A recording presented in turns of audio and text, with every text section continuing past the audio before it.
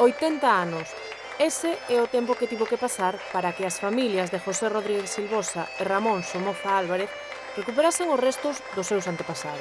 Yo particularmente a los 16 años ya buscaba a mi abuelo y después en otros momentos determinados también volvió a ocurrir y ahora, bueno, pues como se dieron las condiciones, pues de alguna manera, pues todo, digamos, acabó felizmente en cuanto que se supo algo más y se cerró un poco el ciclo familiar. A Asociación para a Recuperación da Memoria Histórica celebrou na Pobra do Brollón un acto homenaxe a estes dous veciños de Monforte que foron asasinados en 1938. É moi importante estes actos, que sean unos actos simbólicos e de alguna maneira institucionales. A autoridade deste lugar entrega os restos xunto ca RMH e digamos que algún tipo de reparación oficial.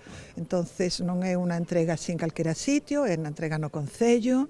É un compromiso, non? De compromiso político e tamén de cumprir a lei ca memoria histórica, que é entregar os restos de estas persoas que foron exhumadas aquí fai uns meses.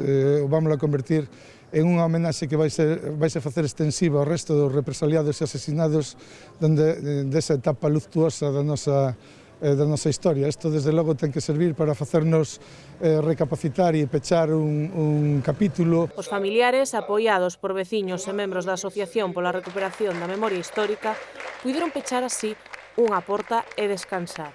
Como un descanso.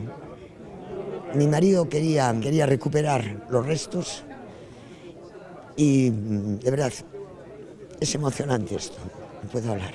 Por fin, de alguna manera, se cierra un cierto ciclo familiar, porque, digamos, de una historia oculta durante muchos años, y por fin hay pruebas y de alguna manera, pues todos nos sentimos un poco mejor de saber realmente algo que ha ocurrido que nosotros no sabíamos. A Casa da Cultura do Concello Lucense acolleu este emotivo homenaxe que continuou no cemiterio de Castroncelos, lugar no que foron atopados os restos destes dous monfortinos.